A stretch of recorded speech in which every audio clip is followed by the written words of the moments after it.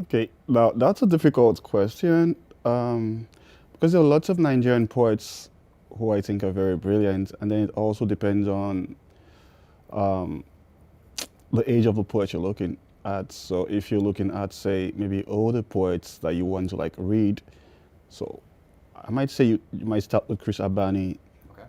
um, who I think is like one of the best contemporary poets right now outside even the Nigerian space. There's also Uche Unduka, who's he lives in New York at the moment, who is another beautiful poet. And I think why I like him is his use of like imageries and language, and he uses it in a way that's not normal, like not normal poetry, if I can use that word. Then there's also Sadiq Nisikogi, who's who was part of the chapbook, African chapbook box sets, and who I think is like when his book comes out, he's going to be like a very famous poet, I think. But he's also a very good poet. And I think for Sadiq, why I like his work is the fact that his work reveals the human part of us in a way that's not, that doesn't shout, that doesn't tell you to, um, it's just like fold yourself into the poem and the poem becomes you. So in other words, he shows you yourself in different parts of like different parts of your life.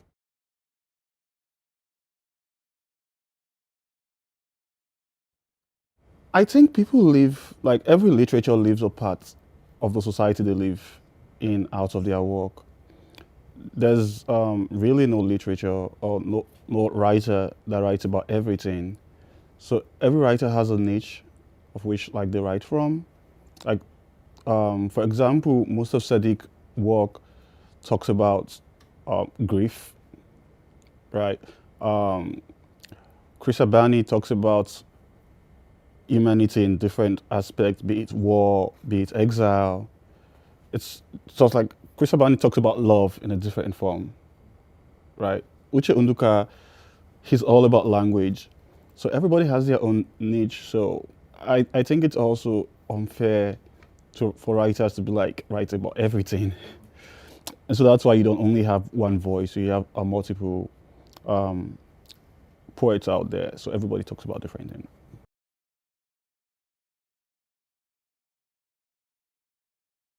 The Nigerian culture is rich in poetry. For example, I come from like the Yoruba speaking part of Nigeria, which proverbs and idioms are like heavy in the language. So it means like from our childhood, it's like you've been formed to think about language in a certain way. And it's not just the Yoruba speaking parts, it's also different places in the country. So you have a culture rich with myths and stories and also poems in the indigenous languages of Nigerians.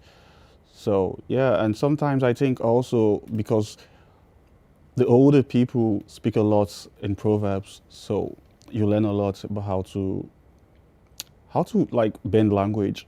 So poetry is a big part of Nigeria culture.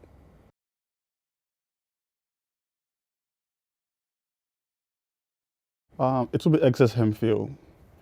I can still remember um, I can still remember the feeling of reading Excess Hemphill till now. Like he was the first person I read that made me feel like, oh, I could write this thing in this way and be unapologetic about it.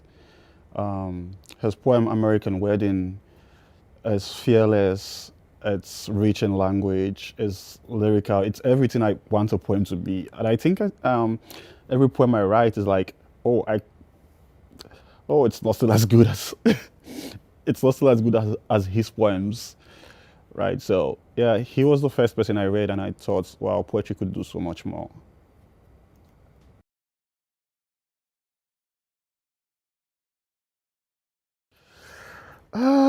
That's always It does it all. It's always a difficult question when talking about English language and its influence on my poetry, because I can only talk about myself in relation to English language. I can't write in any other language other than English because I can't really write in Yoruba. I can speak a little bit, but I can write because my parents are from like two different tribes, so we weren't taught about our own indigenous language until we're like super old. So for English, a famous Nigerian writer, Chinua Achebe, who wrote Things Fall Apart, once said, "I've been given this language and I have to own it and but like colonize the language." So it's kind of like a recolonization of language, where language becomes, even if it's foreign, it becomes something that's domestic, right? So English for me, I don't really think or sweat about it. The way, like, it's not something I think about, like, oh, what's this language?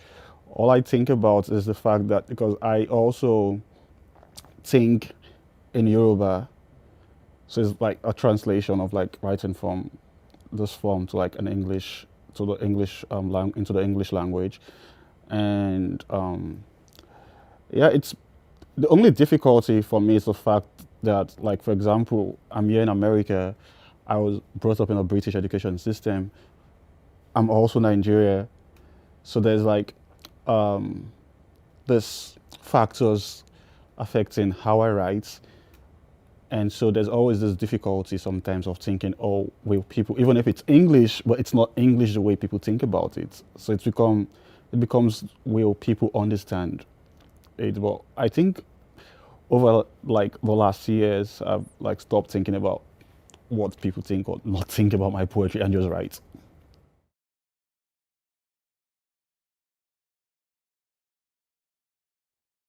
Well, I think it's technology has started influencing poetry even right now. Like there are lots of people who came into poetry through social media, so there's a collapse of boundaries. Um, and irrespective of what people think about social media, I think it's also a nice tool to create awareness about poetry and get people to read poetry.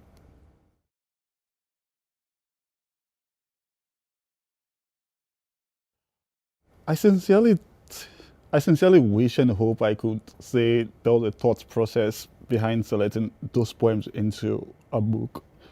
Um, I think until last year, I had no idea I had a manuscript in my hand.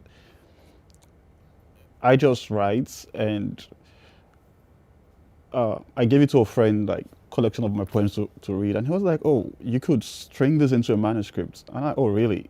So it was. I think the work for me was knowing what poem to add and what to cut out, because like most times you find yourself writing the same poem but in like three, four versions of it.